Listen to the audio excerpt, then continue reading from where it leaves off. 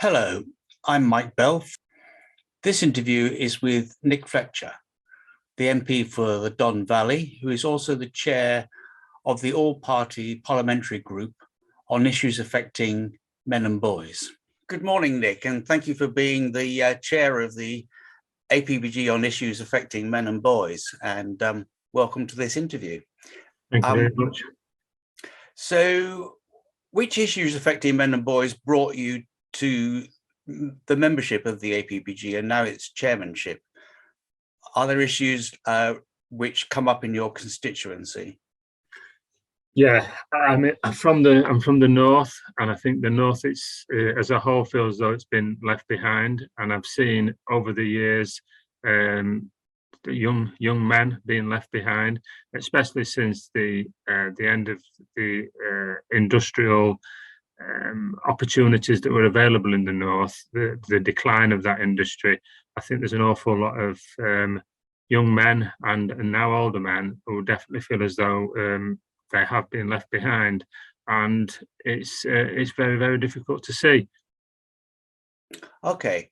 Now, one of the concerns among people who are campaigning on these issues outside of Parliament is that we noticed, for instance, that in the debates and committees on the domestic abuse bill, those debates were dominated by female victims, even though 35% of victims of domestic abuse are male, that there's a violence against women and girls strategy, but none for men, even though the majority of victims of violence are male, that there's a women's health strategy, but none for men. Do you know why? It's extremely important that these strategies are put forward, and especially with women and girls with domestic abuse. It's absolutely horrendous, the amount of abuse that's actually happening, and it's right that there's a strategy being put in place.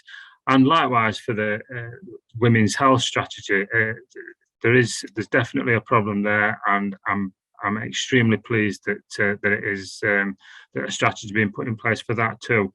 But men also have an awful lot of issues. I mean, the statistics have been rolled out quite frequently over the past few months. The amount of men that commit suicide, the amount of men that are in prison, the amount of men that are subject to violence. Granted, they commit an awful lot of it as well, the majority of it, but they are subject to the majority of it too.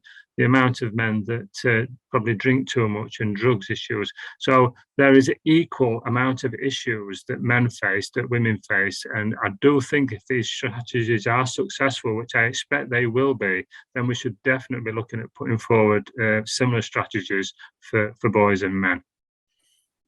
Do you have any sense of why the boys and men's issues have had a lower profile? I think mainly because women have had maybe a lower profile over the last 100 years, and it's great to see so many women in the top jobs and so many women in Parliament, and I think we've been trying to address that disparity, which has existed and has been totally unfair. But I think by probably trying to address that, there's an awful lot of attention gone onto those issues, and maybe men have just been left behind a little bit more than what should have been. Okay, thank you very much. Some people who are working on issues affecting men and boys believe that either parliamentarians are hostile to men's issues, or that there's some central office telling them not to cover these issues. This is their explanation for why men's issues have had such a low profile. What's your experience of other MPs' attitudes, and have you experienced any official silencing on these issues? Not at all. I can't believe anybody's actually said that. I think that's ridiculous. I think if anybody tried to silence me, it would just make me stand up even more as well. And I speak to many colleagues all the time, and I've never heard anything around that. There's so many issues that MPs need to deal with, and it's what their constituents maybe think's important to them, or maybe it's something that they're particularly interested in. It does take a concerted effort by by individuals and as groups as a whole to get things changed. I definitely have seen the issues that affect men and boys locally. And when I first came to Parliament, it's one thing that I wanted to do. I wanted to address the disparity between the North and the South, but also give young people the opportunities and also get young men feeling good about themselves. I think there's an awful lot of negativity towards young men. I think I've employed lots of young men over my time. I've probably trained about 60 electricians, and I know young people, if they get a structure around them, somebody who's interested in them, then they can achieve wonderful things. Okay. One of the reasons why people are disillusioned is that they write to their MP, or they send in a contribution to a consultation, and they don't get a reply, or they don't get a response. And so that's why they think that there must be some silencing process. What would you say to those people? Write to your MP again and keep on writing to your MP. To get change, it takes a concerted effort over a long period of time. And I think writing one letter to an MP or adding one piece of literature to a debate and thinking you're going to change the world, I'm afraid you're sadly mistaken. It does take an awful long time. So keep on writing to your MP. It's really, really important that you do it. We'd love to hear what our constituents are thinking, and it's the only way that you get things changed. But to think one letter or one article is going to change the world, I'm afraid people are sadly mistaken. It takes a long, long time and an awful lot of hard work. But if you're doing it for the right reasons, then I'm pretty sure that you can make a real difference. Fantastic.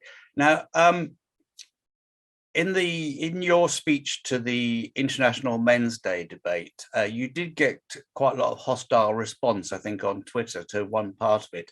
Do you think you were misrepresented?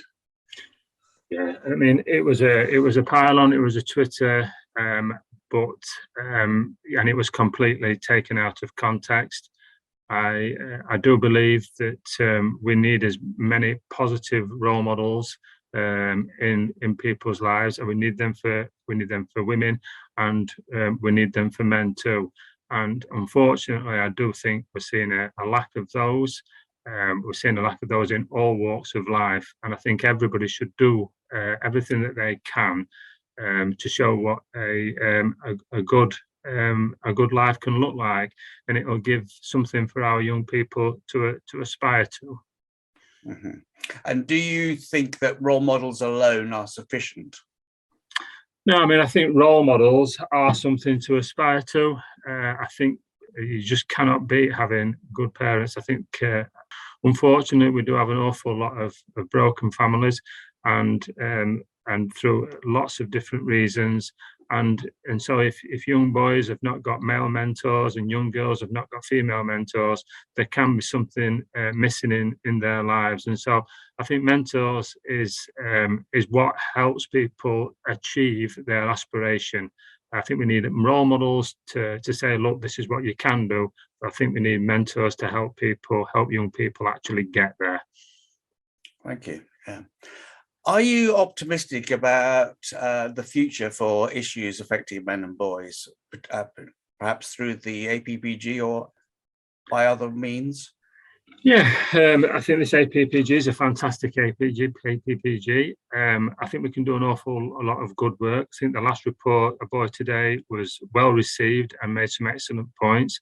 I, as chairman, am getting to meet some fantastic people who are really concerned about the issues and actually want to do something. It's not a flash in the pan. It's something that I'm going to put an awful lot of time into. It's something that I'm passionate about. I know people like yourself and other members are as passionate as I am, and I think the future's bright. But we don't need to do anything at the expense of anybody else. We need to do these things for the right reasons, and get the right outcomes, and actually see a balanced approach where everybody achieves what they want to achieve, and where society as a whole becomes a better place. Thank you very much indeed. Thank you.